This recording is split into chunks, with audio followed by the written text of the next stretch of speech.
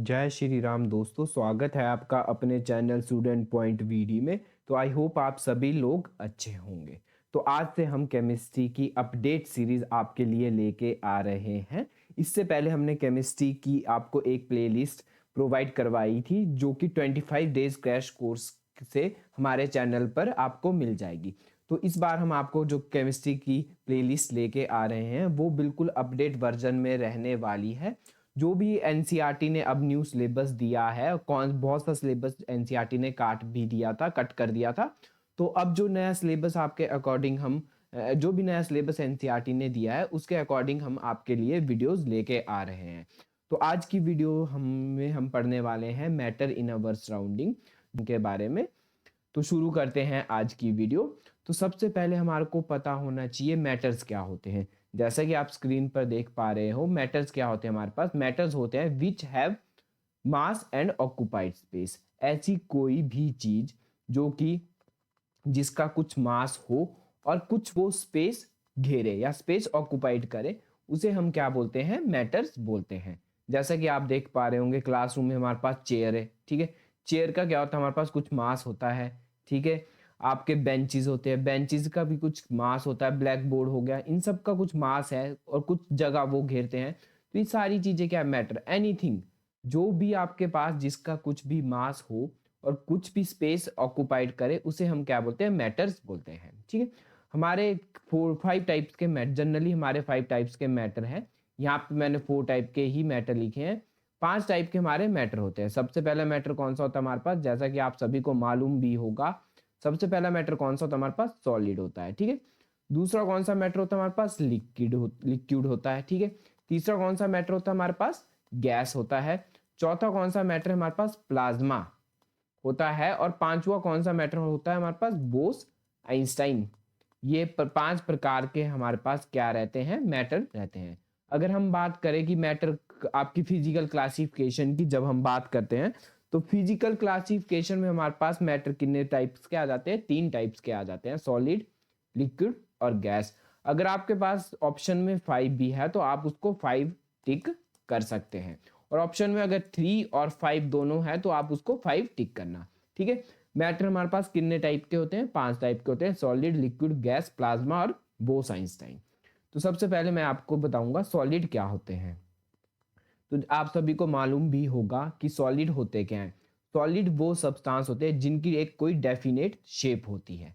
कुछ definite shape होती है, उन्हें हम क्या बोलते हैं, सॉलिड बोलते हैं, डेफिनेट शेप। और डेफिनेट शेप के साथ उनका वॉल्यूम भी क्या रहता है, हमेशा डेफिनेट रहता है। जैसा कि एग्जाम्पल से आपको मैं समझाऊंगा। आपने देख रखा होगा कोई भी, जैसे आपका सॉलिड आयरन है, ठीक है। आयरन की एक प्लेट है, ठीक है। ये एक आयरन है, देखो इस आयरन की एक डेफिनेट शेप है, ठीक है। ये क्या, रेक्टेंगल शेप डेफिनेट। और इसका कुछ वॉल्यूम जो भी होगा वो भी क्या रहेगा, डेफिनेट ही वॉल्यूम रहेगा। मान लो ये आयरन का पीस हमारे पास कितना है, 2 किलो का है, 2 केजी का है, ठीक है।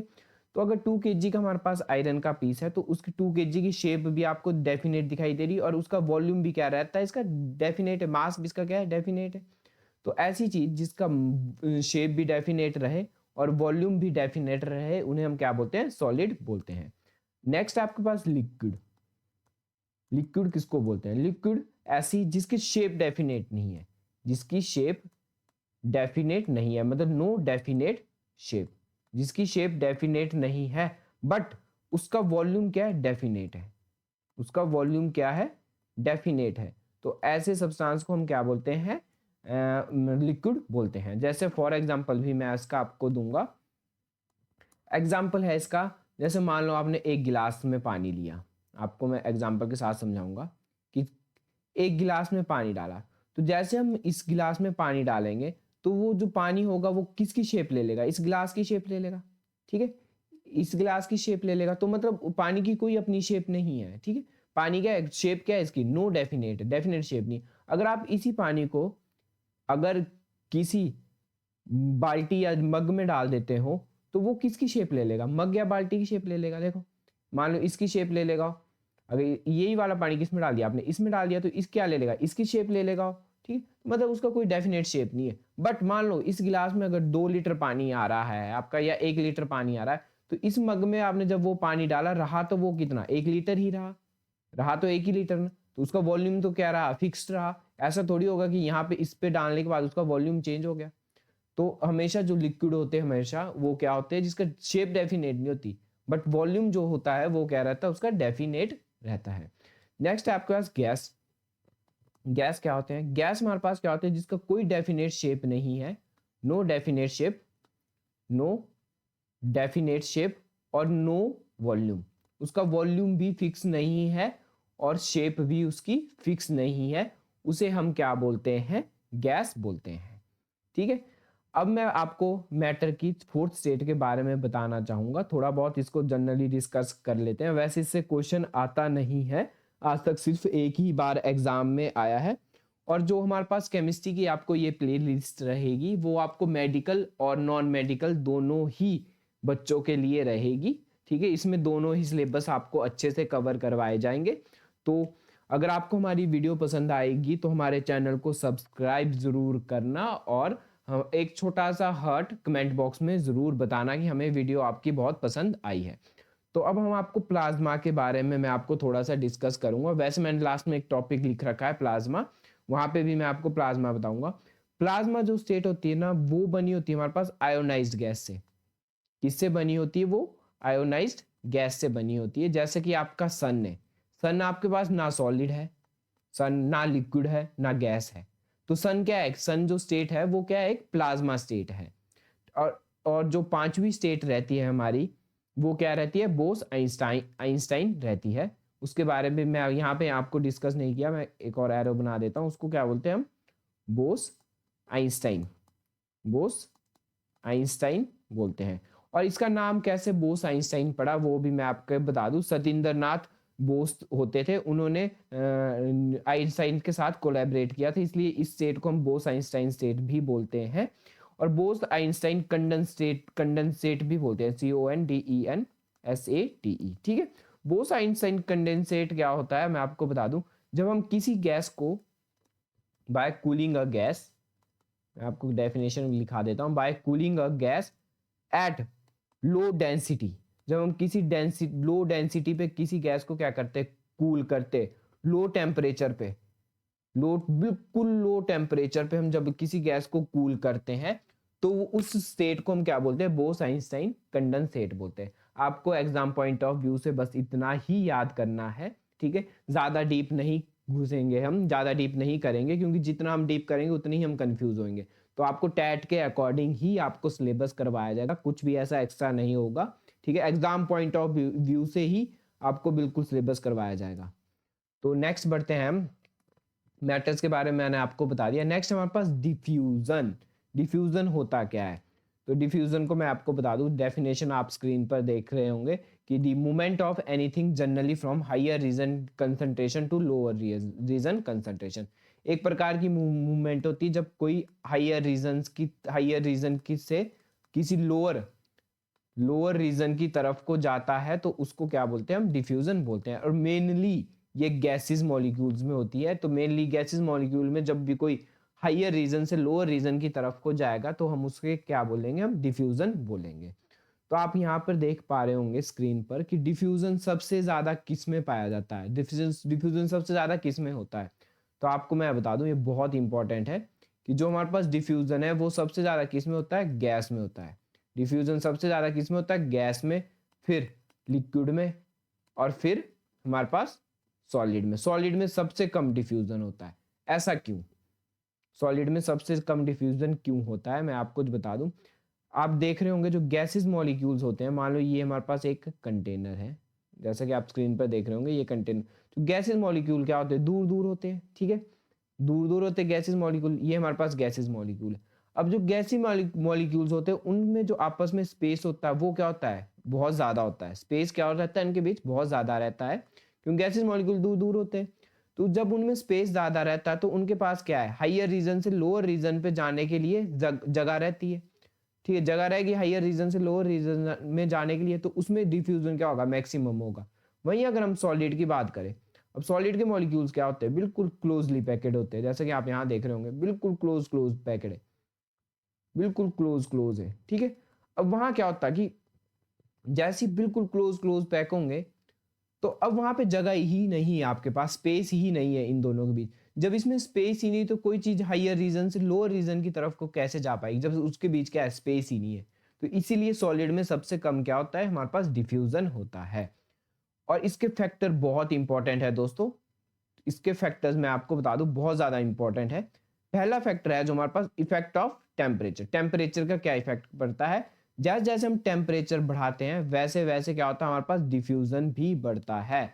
इस पॉइंट को आप हमेशा याद रखना। मतलब डिफ्यूजन में टेम्परेचर वाले में क्या होता है, जैसे हम टेम्परेचर इंक्रीज करते हैं, बढ़ाएंगे, temperature increase is directly proportional to diffusion increase. ऐसा क्यों? अब जैसा कि आप सभी को पता है, मान लो ये कोई एक कंटेनर में क्या है, मॉलिक्यूल्स है। ये क्या, कोई कंटेनर में मॉलिक्यूल्स है, ठीक है। मैंने क्या किया, टेम्परेचर बढ़ा दिया, मतलब इसमें क्या दे दिया, थोड़ा सा ये इसमें यहाँ पे बर्न कर दिया इसको। अब जैसे टेम्परेचर बढ़ाएंगे वैसे काइनेटिक एनर्जी बढ़ेगी। काइनेटिक एनर्जी बढ़ेगी तो मतलब मूवमेंट बढ़ेगी। और जैसे मान लो इस वाले मॉलिक्यूल्स और इस वाले मॉलिक्यूल्स में क्या होगी, मोमेंटम बढ़ेगी। मूवमेंट बढ़ेगा तो ये आपस में क्या होंगे, वाइब्रेट करेंगे। वाइब्रेट करेंगे तो इसमें क्या होगा, स्पेस बनेगा। और जितना ज्यादा स्पेस होगा, जैसा कि हमने यहाँ पे भी पढ़ा कि गैसेस सबसे ज्यादा डिफ्यूजन करती है। क्यों करती है, क्योंकि उसमें स्पेस क्या होता है, ज्यादा होता है। अब जैसे जैसे हम टेम्परेचर बढ़ाएंगे वैसे वैसे क्या होगा, हमारे पास आपकी काइनेटिक एनर्जी इंक्रीज होगी, और काइनेटिक इंक्रीज होगी तो क्या होगा, वहां पे डिफ्यूजन ज्यादा होगा। तो इसलिए जैसे जैसे हम टेम्परेचर बढ़ाते हैं तो डिफ्यूजन भी क्या होता है, बढ़ता रहता है, क्योंकि हमारे पास स्पेस उसमें बढ़ जाता है जैसे हम उसमें टेम्परेचर बढ़ाते हैं। तो इसका एक और एग्जांपल मैं आपको बताऊंगा। जब कभी भी आप देखोगे खाना, जब भी हम खाना पकाते हैं, तो उसकी खुशबू हमारे को दूर से आ जाती है। उसकी खुशबू क्या आ जाती है, हमारे पास दूर से आ जाती है। ऐसा क्यों होता है, क्योंकि जैसे हम खाना पकाते हैं तो वो क्या होता है, वहां पे हम क्या करते हैं, टेम्परेचर देते रहते हैं। टेम्परेचर देते रहते तो क्या होती है, काइनेटिक एनर्जी इंक्रीज हो जाती है। काइनेटिक एनर्जी अगर इंक्रीज होगी तो गैस जो मॉलिक्यूल्स होंगे वो क्या होंगे, यहाँ से मूवमेंट शुरू हो जाएगी हाइयर रीजन। तो मान लो यहाँ पे अगर क्या है, मूवमेंट मॉलिक्यूल ज्यादा है तो वो किसकी तरफ को जाएंगे, डिफ्यूजन क्या होती है, हाइयर टू लोअर कंसंट्रेशन की तरफ को। तो जो उसकी खुशबू होती है वो कहाँ जाती है, हमारे एनवायरनमेंट में चल जाती है, सराउंडिंग में चल जाती है। इसलिए खाना पकाते पकाते हमारे को क्या आती है, खुशबू हमेशा ज्यादा आती है। वहीं अगर खाना ठंडा हो जाए या हमने फ्रिज से निकाला हो, ठीक है, उसकी क्या होती है, खुशबू बिल्कुल खत्म हो जाती है। क्यों खत्म हो जाती है, क्योंकि वहां पे क्या है, टेम्परेचर बिल्कुल कम है। टेम्परेचर कम में तो डिफ्यूजन नहीं हो पाता, डिफ्यूजन भी क्या हो जाता है, बिल्कुल कम हो जाता है। तो इसका ये भी एग्जांपल है कि जैसे हम टेम्परेचर इंक्रीज करते हैं डिफ्यूजन इंक्रीज होता है। डिफ्यूजन इंक्रीज क्यों होता है, क्योंकि जो गैसेस मॉलिक्यूल होते हैं उनके बीच क्या हो जाता है, टेम्परेचर इंक्रीज करने से स्पेस बढ़ जाता है। अगर स्पेस बढ़ गया तो डिफ्यूजन बढ़ जाएगा। नेक्स्ट आपका इफेक्ट ऑफ प्रेशर, ये बहुत बहुत बहुत इंपॉर्टेंट है। ये भी प्रेशर का क्या इफेक्ट पड़ता है, तो आपको बता दूं, जैसे जैसे हम प्रेशर बढ़ाते हैं वैसे वैसे हमारे पास डिफ्यूजन कम होता है। ऐसा क्यों होता है, जैसे जैसे हम टेम्परेचर बढ़ाते हैं वैसे वैसे डिफ्यूजन क्यों होता है। तो इसका मैं आपको एक एग्जांपल देना चाहूंगा कि मान लो यहाँ पे क्या है, गैसियस मॉलिक्यूल्स है। पहले मैं इसको रब कर लेता हूँ। यहाँ पे हमारे पास क्या है, गैसियस मॉलिक्यूल्स। एक कंटेनर में क्या है, यहाँ पे गैसियस मॉलिक्यूल होंगे तो क्या क्या होंगे, दूर दूर होंगे, ठीक है। एक मॉलिक्यूल्स में मैं क्या ले लूँ, सॉलिड ले लेता हूँ। एक मॉलिक्यूल्स क्या है, हमारे पास सॉलिड है। एक कंटेनर में क्या ले लिया मैंने, सॉलिड्स ले लिए।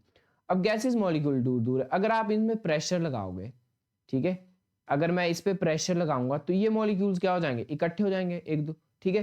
तो ये मॉलिक्यूल्स क्या हो जाएंगे, बिल्कुल इकट्ठे हो जाएंगे। अगर मैं प्रेशर बढ़ाऊंगा तो इन एक मॉलिक्यूल्स क्या हो जाएंगे, इकट्ठे हो जाएंगे।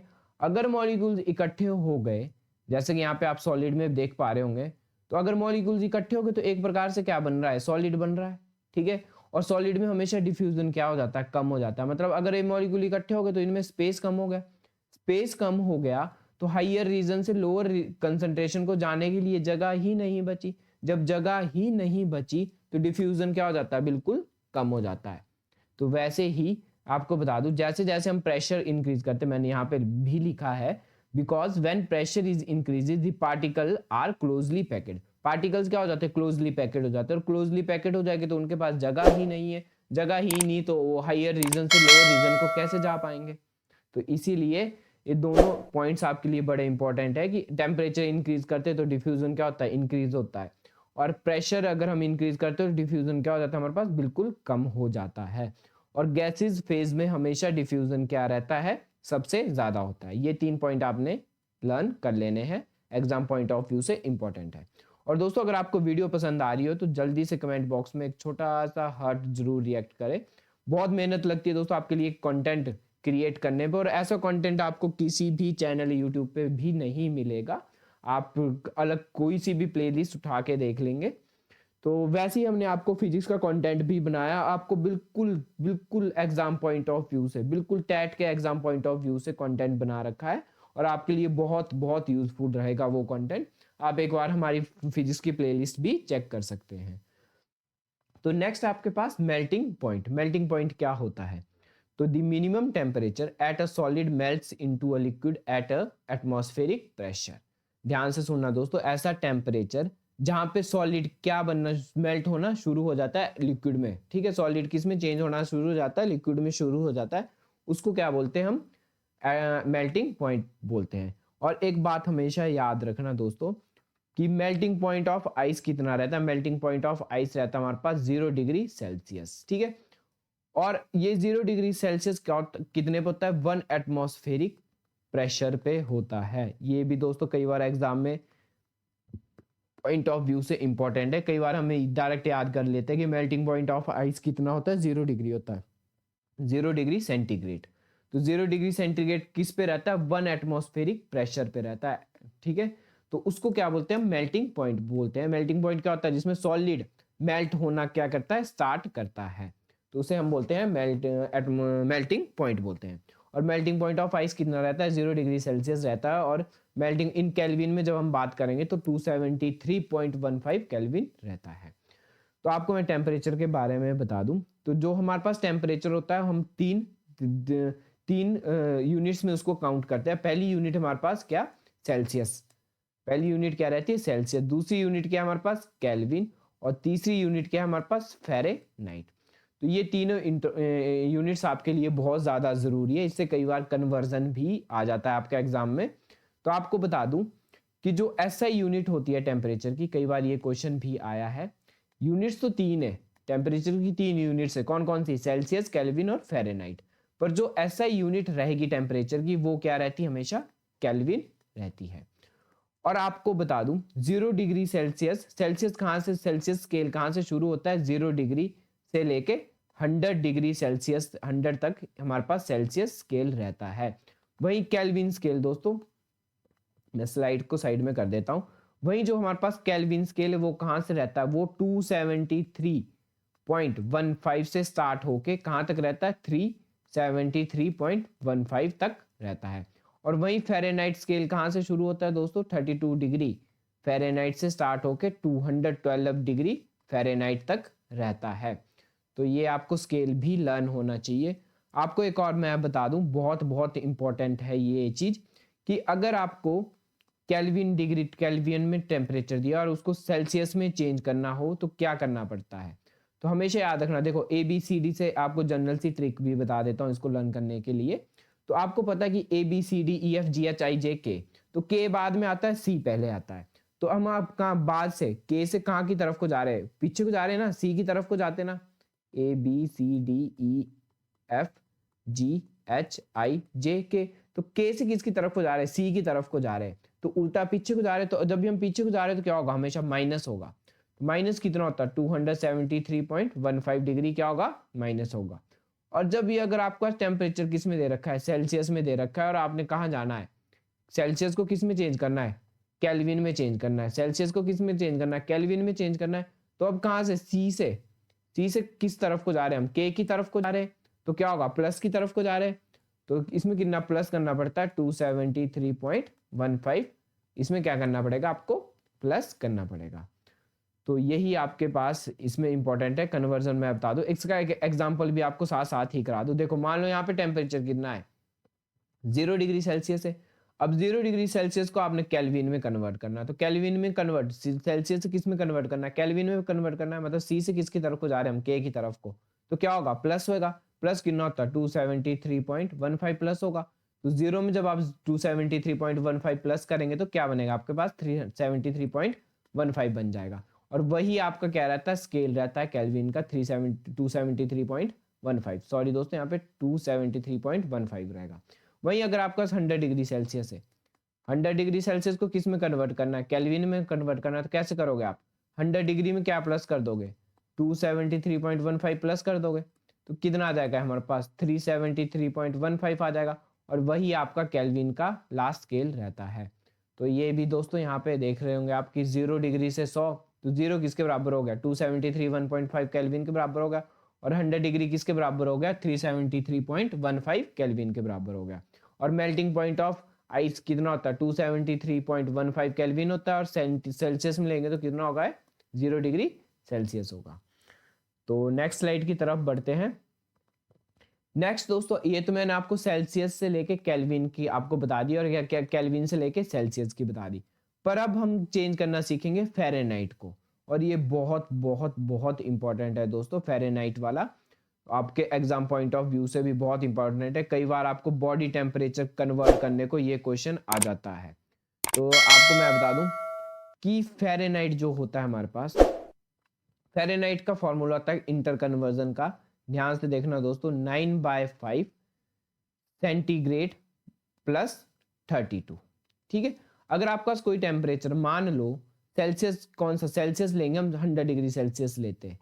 सेल्सियस कितना लेंगे हम 100 डिग्री सेल्सियस लेंगे। इसको कन्वर्ट करना 100 डिग्री सेल्सियस को कन्वर्ट करना है किस में फ़ारेनहाइट में। तो कैसे कन्वर्ट करोगे तो F is equal to 9/5 multiply by 100 plus 32, यही होगा ना। तो इसको 5 से 100 काटेंगे कितना आ जाएगा 20। तो 20 मल्टीप्लाई 9 कितना आ जाएगा 180 प्लस 32 कितना आ गया है 212 डिग्री फ़ारेनहाइट आ गया। तो इससे पता चलता जो 100 डिग्री सेल्सियस था, 100 डिग्री सेल्सियस कितने फ़ारेनहाइट के बराबर आ रहा है 212 डिग्री फ़ारेनहाइट के बराबर आ रहा है। और वही हमारा स्केल भी था दोस्तों, ध्यान से देखना दोस्तों, वही हमारा स्केल था। स्केल क्या था हमारा, देखो यहाँ देख रहे हो आप 100 डिग्री जो सेल्सियस था वो किसके बराबर आ रहा था 212 डिग्री फ़ारेनहाइट के बराबर आ रहा था। तो यही हमारा स्केल भी रहता है। और टेम्परेचर की ऐसा यूनिट क्या रहती है दोस्तों, जल्दी से बताओ, केल्विन रहती है। तो नेक्स्ट आपके पास क्या है, ये आपको मैंने इंटर कन्वर्ट करना बता दिया। एक और क्वेश्चन आप मुझे एक क्वेश्चन आपके लिए कमेंट बॉक्स के लिए मैं दे देता हूँ। ठीक है दोस्तों, आपके कमेंट भी बहुत कम आते हैं। अगर आपको वीडियो सच में पसंद आ रही है दोस्तों तो जल्दी से कमेंट बॉक्स में एक छोटा सा हार्ट जरूर रिएक्ट करें। तो आपको एक कन्वर्जन आपके लिए घर के लिए होमवर्क है आपके लिए। आपने मुझे बताना है कि जो हमारा बॉडी टेम्परेचर होता है, बॉडी टेम्परेचर जो होता है हमारा, जब हम डिजिटल थर्मामीटर लगाते हैं तो बॉडी टेम्परेचर हम कितना बोलते हैं कि 98.4 डिग्री। ठीक है, सेल्सियस थोड़ी होता है दोस्तों, जो वो किस में होता है फ़ारेनहाइट में होता है। आपने 98.4 डिग्री को फ़ारेनहाइट को चेंज करना है किस में दोस्तों, सेल्सियस में। तो सेल्सियस में हमारा बॉडी टेम्परेचर कितना रहता है, ये क्वेश्चन भी आपको एग्जाम में आया है। बॉडी टेम्परेचर आपको बताना है किस में, सेल्सियस में। सेल्सियस में हमारा बॉडी टेम्परेचर कितना होगा, तो आपको मैंने बता दिया कि फ़ारेनहाइट में हमारा बॉडी टेम्परेचर कितना रहता है 98.4 डिग्री रहता है। और वो टेम्परेचर सेल्सियस में कितना होगा वो आप मुझे कमेंट बॉक्स में बताओगे। तो नेक्स्ट आपके पास फ्यूजन। फ्यूजन क्या होता है दोस्तों, तो फ्यूजन होता है हमारे पास the process in which solid change into liquid. ऐसी प्रोसेस जिसमें सॉलिड क्या होते हैं चेंज होते हैं किसमें, सॉलिड किसमें चेंज होते हैं दोस्तों, सॉलिड चेंज होना शुरू करते हैं किसमें, लिक्विड में। उसको क्या बोलते हैं हम, फ्यूजन बोलते हैं। लास्ट में दोस्तों मैं आपको एक बहुत इंपॉर्टेंट टॉपिक कराऊंगा और उससे 100% आपको एग्जाम में क्वेश्चन देखने को भी मिलेगा। प्रेशर का क्या इफेक्ट रहता है हमारे पास मेल्टिंग पॉइंट और बॉइलिंग पॉइंट में, वो मैं बिल्कुल एंड में आपको, इस स्लाइड के बिल्कुल एंड में आपको बताऊंगा। और बहुत इंपॉर्टेंट टॉपिक है दोस्तों, डेफिनेटली वहां से क्वेश्चन बनता ही बनता है। तो नेक्स्ट आपके पास क्या है, फ्यूजन मैंने आपको बता दिया। नेक्स्ट आपके पास बॉइलिंग पॉइंट। बॉइलिंग पॉइंट क्या होता है, the temperature at which a liquid start to boil. ऐसा टेम्परेचर जिसमें लिक्विड क्या स्टार्ट होना जाए, उसके बॉइल होना स्टार्ट हो जाए। मतलब लिक्विड किस में चेंज होना शुरू हो जाए, वेपर में बनना, वेपर्स में बनना क्या हो जाए, स्टार्ट बन जाए। ऐसे टेम्परेचर को क्या बोलते हैं हम, बॉइलिंग पॉइंट बोलते हैं। ठीक है, और आपको पता होगा कि बॉइलिंग पॉइंट ऑफ वाटर कितना होता है, बॉइलिंग पॉइंट ऑफ वाटर कितना रहता है 100 डिग्री कितना रहता है दोस्तों, सेल्सियस रहता है केल्विन रहता है, 100 डिग्री कितना रहता है सेल्सियस रहता है। और इसको अगर कन्वर्ट करना हो केल्विन में तो क्या करेंगे हम, 100 प्लस 1000 लिख लिया दोस्तों मैंने, 100 प्लस 273.15 मेरे को प्लस कर देंगे तो कितना आ जाएगा इसका केल्विन में, 373.15 केल्विन हमारे पास आ जाएगा बॉइलिंग पॉइंट किस में, केल्विन में। तो नेक्स्ट आपके दोस्तों याद रखना, बॉइलिंग पॉइंट और मेल्टिंग पॉइंट आपको लास्ट में इसके फैक्टर बताऊंगा और उससे डेफिनेटली क्वेश्चन आता है। तो नेक्स्ट आपका सब्लिमेशन। सब्लिमेशन क्या होता है, तो सब्लिमेशन क्या होता है दोस्तों, जैसा कि आप देख पा रहे होंगे स्लाइड में कि जब सॉलिड डायरेक्टली चेंज हो किस में, गैस में, उसको क्या बोलते हैं हम, सब्लिमेशन बोलते हैं। जब क्या हो जाए, सॉलिड हमारे पास किस में चेंज होना स्टार्ट कर दे, लिक्विड, सॉलिड डायरेक्टली, सॉलिड से लिक्विड नहीं बनेंगे दोस्तों, सॉलिड से अगर लिक्विड बनते हैं तो उसको क्या बोलते हैं हम, फ्यूजन बोलते हैं। सॉलिड डायरेक्टली किस में चेंज हो जाए, गैस में चेंज हो जाए तो उसको क्या बोलते हैं हम, सब्लिमेशन बोलते हैं। और सब्लिमेशन के दोस्तों एग्जांपल बहुत बहुत बहुत इंपॉर्टेंट है। पहला एग्जांपल है आपका ड्राई आइस। ड्राई आइस क्या होता है, हमेशा CO2, ठीक है। CO2 किस फॉर्म में दोस्तों, सॉलिड फॉर्म में। और सॉलिड फॉर्म में CO2 कब होगी दोस्तों, एक मेरे को जनरल से आपको पूछ रहा हूँ, सॉलिड फॉर्म में CO2 गैस कैसे हो सकती है। तो अभी मैंने आपको बताया भी था कि अगर किसी गैस को मान लो ये क्या है, गैस है, इसका ये गैस, इस गैस में क्या है दोस्तों, CO2 के मॉलिक्यूल्स है। अगर मैं इसका प्रेशर इंक्रीज करूंगा तो ये मॉलिक्यूल क्या हो जाएंगे, इकट्ठे हो जाएंगे, ये मॉलिक्यूल कैसे हो जाएंगे, बिल्कुल साथ साथ जुड़ जाएंगे। तो ये क्या बन जाते हैं, एक सॉलिड फॉर्म में बन जाते हैं। और सॉलिड वही, अगर सॉलिड CO2 हमारे पास प्रेजेंट हो तो उसको क्या बोलते हैं हम, ड्राई आइस भी बोलते हैं। इसका कई बार एग्जाम में आपको क्वेश्चन भी आ चुका है, फॉर्मूला आ चुका है कि हमारे पास ड्राई आइस का फॉर्मूला क्या होता है। तो ड्राई आइस का फॉर्मूला क्या रहता है हमारे पास, ड्राई आइस का फॉर्मूला क्या रहता है हमारे पास, सॉलिड फॉर्म में क्या, CO2 गैस। तो वैसे ही आपके पास इसका एग्जांपल है आपका नेफ्थलीन बॉल्स। आपने देख रखा होगा कि बहुत सारे हम अलमीरा में क्या रखते हैं, एक वाइट सी बॉल डाल देते हैं, ठीक है, ताकि हमारे अलमीरा को या कपड़ों को चूहे नहीं खा जाए, ठीक है। तो ये वो किस लिए डालते हैं हम, नेफ्थलीन बॉल इसलिए डालते हैं हम, देखो, ताकि हमारे चूहे हमारे कपड़ों को नहीं खराब कर दे, ठीक है। पर वो क्या होते हैं दोस्तों, सॉलिड फॉर्म में होती है, वो किस में होती है, सॉलिड फॉर्म में होती है। और कुछ टाइम बाद वो क्या हो जाता है दोस्तों, खत्म हो जाती है वहां से। तो सॉलिड किस में डायरेक्टली चेंज हो जाता है, वो गैस में चेंज हो जाता है। तो नेफ्थलीन बॉल्स भी क्या हो जाती है, किसका एग्जाम्पल हमारे पास, सब्लिमेशन का एग्जाम्पल है। कैम्फर मैन क्या होता है दोस्तों, कपूर देखा होगा आपने, किस होता है, वाइट सा होता है, ठीक है, सॉलिड फॉर्म में होता है। जैसे हम उसको जलाते तो लिक्विड थोड़ी बनता है दोस्तों, डायरेक्ट क्या बन जाती है उसकी, गैस बन जाती है। तो कपूर भी डायरेक्टली किस में चेंज हो जाता है, गैस में चेंज हो जाता है। तो उससे भी हम क्या बोलते हैं, किसका एग्जाम्पल है, वो सब्लिमेशन का एग्जाम्पल है। एक और एग्जाम्पल दोस्तों आपको मैं बताऊंगा, अमोनियम क्लोराइड, इसको अपने पास लिख लो, यहाँ पे मेंशन नहीं है, अमोनियम क्लोराइड। ये भी दोस्तों किसका एग्जाम्पल है हमारे पास, सब्लिमेशन का एग्जाम्पल है। कई बार दोस्तों चार ऑप्शन दे रखे होते हैं आपके पास, 3 ऑप्शन दे रखे होते हैं एग्जाम में कि ड्राई आइस, कैम्फर और अमोनियम क्लोराइड, ये किसके एग्जाम्पल है। तो ये किसके एग्जाम्पल दोस्तों, आपका सब्लिमेशन के एग्जाम्पल है। और यहाँ पे आप ध्यान से एक डायग्राम मैंने आपके लिए मेंशन किया है। तो इस डायग्राम में आप देख पा रहे होंगे कि जब सॉलिड किस में चेंज हो रहा है, लिक्विड में चेंज हो रहा है, तो उसको क्या बोलते हैं हम, फ्यूजन बोलते हैं, उसको क्या बोलते हैं हम, फ्यूजन बोलते हैं। पर जब लिक्विड मॉलिक्यूल किस में चेंज होते हैं, सॉलिड में चेंज होते हैं, तो उसको क्या बोलते हैं हम, सॉल्डिफिकेशन। उसको क्या बोल रहे हैं हम, सॉल्डिफिकेशन बोल रहे हैं। वैसे ही दोस्तों अगर लिक्विड किस में चेंज होते हैं, गैस में चेंज होते हैं, लिक्विड से क्या बन रहे हैं, गैस बन रहे हैं, तो उसको क्या बोलते हैं हम, वेपोराइजेशन बोलते हैं। उसको क्या बोलते हैं हम, वेपोराइजेशन बोलते हैं। और जब गैस मॉलिक्यूल दोस्तों क्या बन रहे हैं, लिक्विड बन रहे हैं, तो उसको क्या बोलते हैं हम, कंडेंसेशन। ये भी दोस्तों बहुत इंपॉर्टेंट है, उसको क्या बोलते हैं हम, कंडेंसेशन, CONDENSATION। जब गैसेस मॉलिक्यूल से क्या बनते हैं, लिक्विड बनते हैं।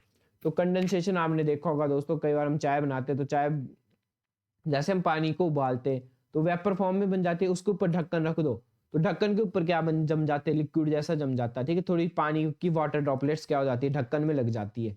तो वो दोस्तों क्या होती है, हमारे पास कंडेंसेशन होती है। क्यों, देखो जैसे पानी आपने बॉयल किया, तो पानी जब आपने बॉयल किया तो गैसेस फेज में गया, तो आपने ढक्कन था ऊपर रखा, वो गैसेस दोबारा से किस में कन्वर्ट हो गए, लिक्विड में कन्वर्ट हो गए। तो ऐसी प्रोसेस को क्या बोलते हैं हम, कंडेंसेशन बोलते हैं।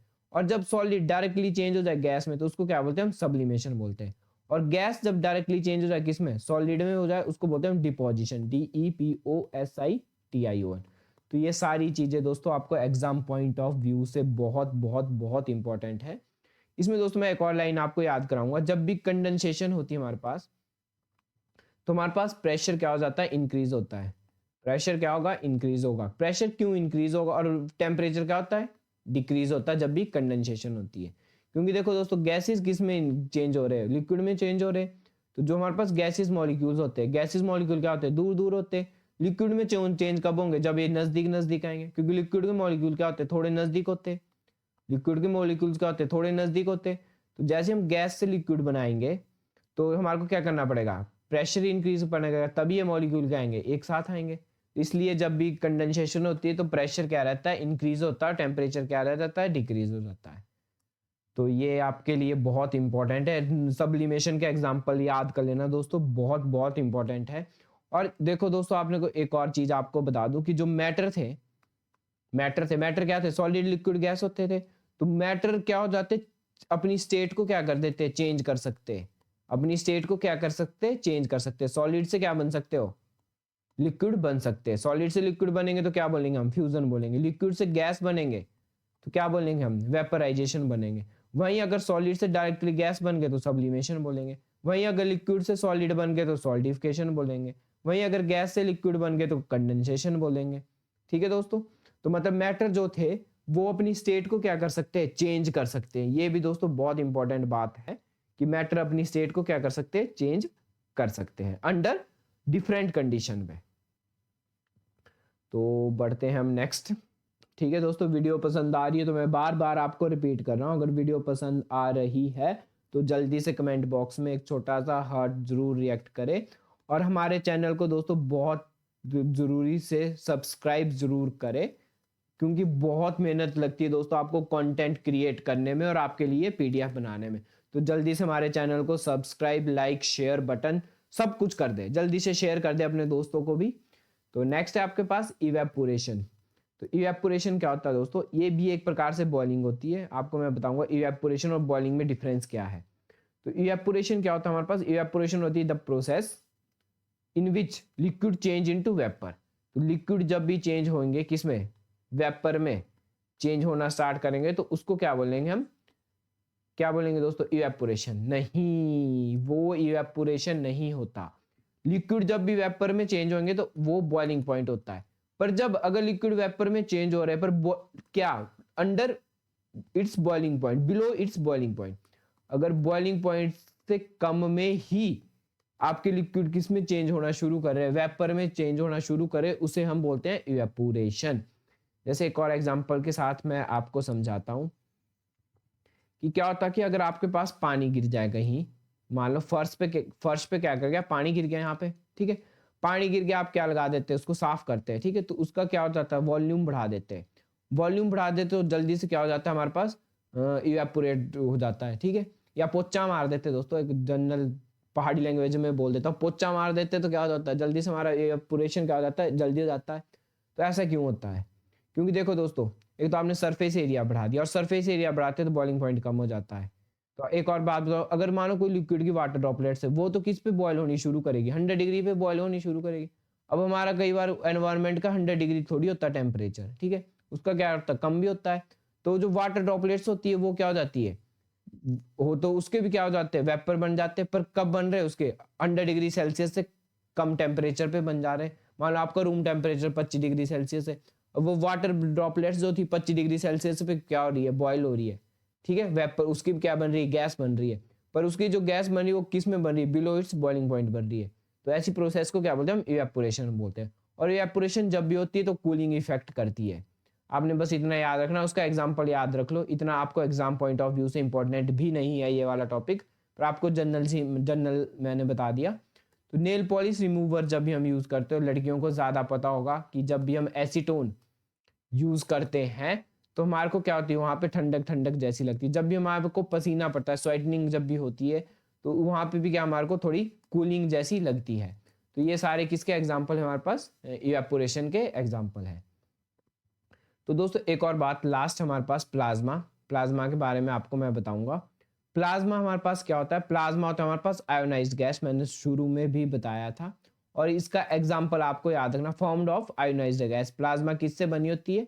आयोनाइज्ड गैस से बनी होती है। और इसका एग्जाम्पल दोस्तों हमारे पास सन हो गए, ठीक है, स्टार्स हो गए, ठीक है, ये सारे इसके लाइटनिंग होगी, बिजली जो कड़कती है वो भी दोस्तों क्या है हमारे पास एक प्रकार से किसकी स्टेट है, वो हमारे पास प्लाज्मा की ही स्टेट है। आपने बस इतना ही लर्न करना है प्लाज्मा से, ज़्यादा डीप हम नहीं जाएंगे, आपके एग्जाम पॉइंट ऑफ व्यू से ही मैं आपको पढ़ाऊंगा, ठीक है। और ये हाई एनर्जी कन्वर्ट होती है हमारे पास किस में, आयोनाइज्ड गैस में, तो उसको क्या बोलते हैं, हम प्लाज्मा बोलते हैं। तो आज की वीडियो हम यहीं ख़त्म करते हैं, ठीक है। अगर आपको वीडियो पसंद आई तो दोस्तों जल्दी से हमारे चैनल को क्या कर दे, सब्सक्राइब कर दे, और कमेंट बॉक्स में एक छोटा सा हार्ट जरूर रिएक्ट कर दे, और जल्दी से अपने दोस्तों को शेयर भी कर दे। आपके एक शेयर से हमें बहुत मोटिवेशन मिलता है, आपके दोस्तों भी टैट में निकलने में हेल्प मिल जाएगी। तो आज की वीडियो हम यहीं ख़त्म करते हैं। अलविदा दोस्तों, बाय बाय, गुड नाइट।